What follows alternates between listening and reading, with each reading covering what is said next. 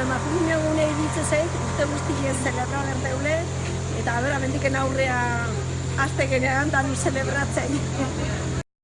Nire ustez hondiken emakumeek arlo ezberdinetan buruko asko duk egiteko, eta orduan martxuan 8 emakume nazioarteko egunen bat duiper kaleak demerra da hori aldarrikatzeko eta gure egune delako.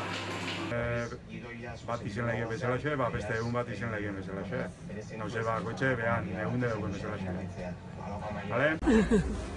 Ospa berdie urte guztien, bai emakumin egune eta bai gizonezkun egune. Nun oroitutean edo akordaera ziten diguten emakumie daukun balitua. Eta aldi berien ze gutxi apreziaute daun gizartien orokorren.